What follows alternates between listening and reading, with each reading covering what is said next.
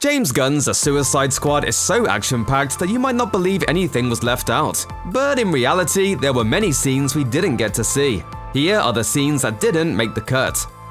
As the Suicide Squad begins, Rick Flag is not paired up with his eventual team. Instead, he's stuck with a squadron of supervillains that Amanda Waller has sent in as cannon fodder to distract enemy forces. Their mission does not go well.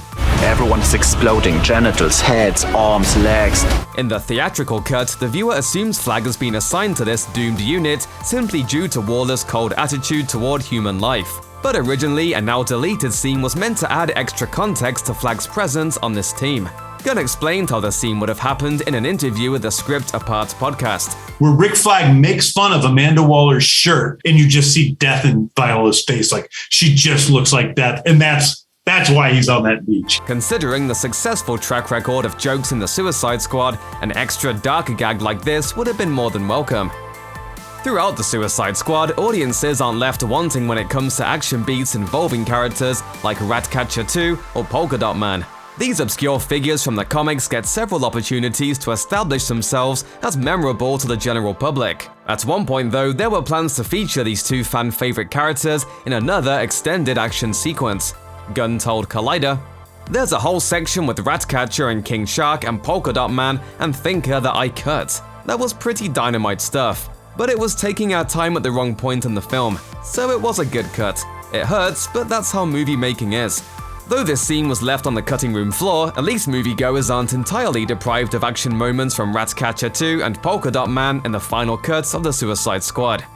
While Bloodsport and the rest of the Suicide Squad take a bus ride to a bar the Thinker frequents, most of these supervillains are lost in their thoughts, but not King Shark. He's staring out the window, enamored with the denizens of Corto Maltese. King Shark's captivation of these sights of everyday people connecting makes it apparent that this toothy fellow isn't just a dimwit with muscles.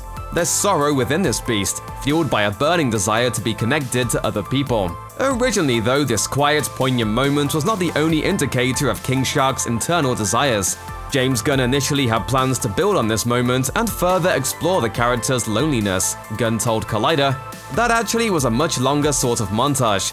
That is really beautiful and I really like it in and of itself. Again, it was at the wrong place in the movie."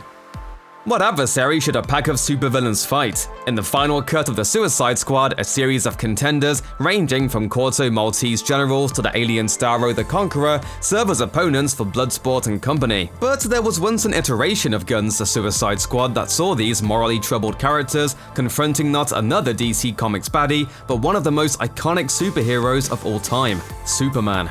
There was a time when I thought the Suicide Squad should fight Superman, that they should have to get Superman. I thought that was a very interesting story. Instead of Superman, Gunn went with a personal favorite character, Starro the Conqueror, as a principal antagonist. Gunn explained, "He's a character I love from the comics. I think he's a perfect comic book character because he's absolutely ludicrous, but also very scary in his own way." Starfish is a slang term for a butthole. Think there's any connection? Shortly before the release of the Suicide Squad, James Gunn took to Twitter to reveal the DC Comics baddies that he attempted to put into the film but couldn't find a space for. Among those listed was Deathstroke, a dark character who was previously played by Joe Manganiello in Justice League. While most of these characters were revealed with no context as to how they would have factored into the Suicide Squad, a behind-the-scenes featurette shed some light on Deathstroke's potential role. In the featurette, The Suicide Squad: The Way of the Gun, the director speaks to a room of artists with various pieces of concept art stapled to the wall behind him. Among this collection of images is one depicting Deathstroke at the head of the Suicide Squad. Gunn has been open about the fact that the position of Suicide Squad frontman was written for Idris Elba first and foremost. In the early stages, the director just didn't know who he would play. The concept art indicates that for at least a while, Deathstroke was a potentially prominent player in the Suicide Squad, as a candidate for the Elba role that would eventually take the form of Bloodsport. James Gunn also revealed that he'd considered using another established DCEU character as well, Black Manta, who previously appeared in Aquaman. However, any scenes involving Black Manta in the Suicide Squad didn't get far into the production. On Twitter, Gunn revealed that while he, quote, considered Black Manta, he decided against it because Manta's power set didn't quite work with the vision he had. Placing the importance of storytelling above cinematic universe connections speaks to the kind of sharp, discerning writing that made the final cut of the Suicide Squad so much fun to watch. The finale of the Suicide Squad features plenty of cathartic moments, like Harley Quinn finally figuring out what she should do with the javelin she's been carrying around, and Ratcatcher 2 channeling the spirit of her father to summon an army of rodents. But it's not all triumph and exciting action. There's also a crushing moment meant to reinforce the gravity of the movie's villain when Polka Dot Man gets crushed by Starro just moments after he finally feels like a superhero for the first time. Interestingly, Polka Dot Man wasn't always going to get the Star Squish. Gunn explained to Variety, "The original ending that I pitched, one main character died and one main character did not die, and the main character who died was Ratcatcher 2. She was so sweet, I just felt like it was just too dark. Not that we don't love Polka Dot Man, we do, I just couldn't, so I relented." Given that Ratcatcher 2 has become such a fan favorite character since the Suicide Squad debuted, it's likely Gunn made the right call.